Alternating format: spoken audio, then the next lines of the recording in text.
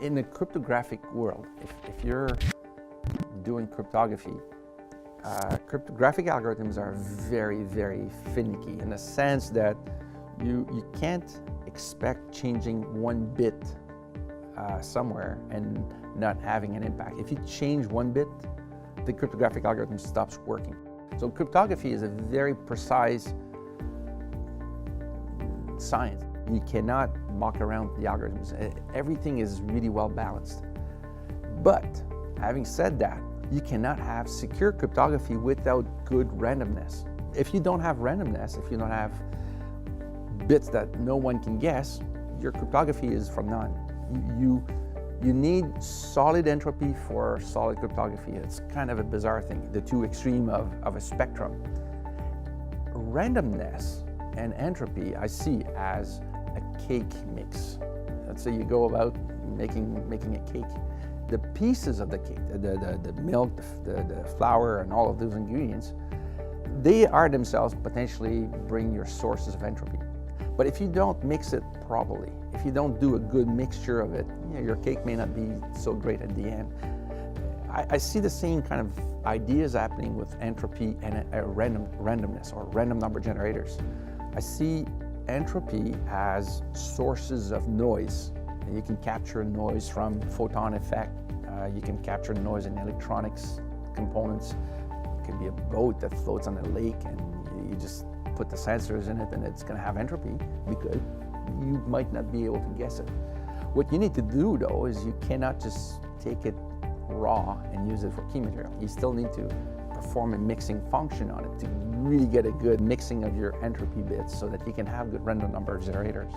Most PCs in the early 80s and mid 90s, most machines that were used were desktop computers, or many of the desktop computers were personal computers. There were no connections to any internet. That era, we didn't have to have a lot of security.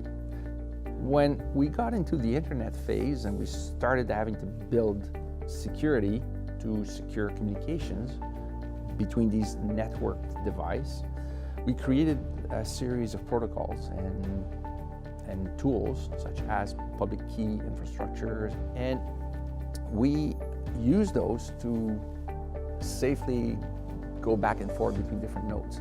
If you've ever used a PKI first generations, you had to go and play with your mouse or type fast on the keyboard or do certain things to provide the machine some randomness, some entropy that the machine would go capture and build up some solid enough entropy bits or random bits so that it could generate a secure key.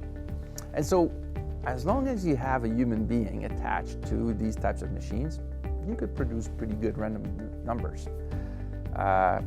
Over the years, we've added to the mouse movements and keyboard movements. We've added disk drive spins. We've added networking activities, how many packets were being sent, the size of packets, how many errors, and so on. We used the notion of the video graphic card. You can scan the memory of the card at intervals and you could say these are likely going to be random enough. Chances are any two machines have different things. So there were lots of potential sources of entropy on a computer, and many of the software that evolved grabbed those sources of entropy and build up good, solid, general purpose random numbers for cryptography. But with the advent of Internet of Things, like the IoT devices, small, really tiny devices, embedded machines, or you take these operating systems and you put them into your home TV or your home firewall or your smoke detector.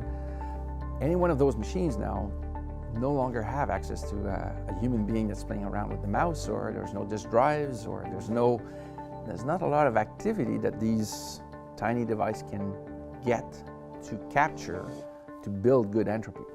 So lots of the systems that have been built in the last 10 to 15 years relied on the fact that you had these good sources of entropy.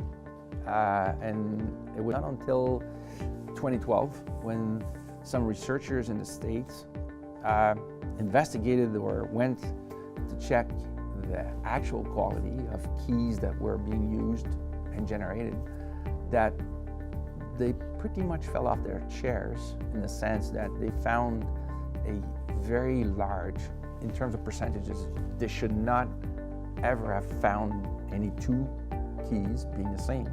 What they found instead were 5 and 10% of the keys, depending on the protocol, were actually identical.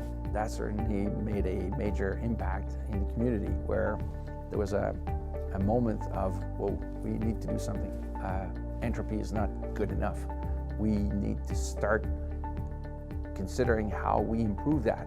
And if we don't, as we're evolving toward more of a cloud environment and more cars and more IoT devices, and we're going to lack very quickly the secure backings for our cryptography. And as I said earlier, if you have great algorithms but poor entropy, you still have poor security. You need the two to be really well designed in order for the overall security of the system to be smack on. So that's what entropy is. That's why it's becoming a new thing. It's always been important, but I guess we've now recognized, and NIST is certainly working hard on trying to improve that, and we're helping with that. It is now becoming a serious showstopper. We better fix that before we keep moving forward.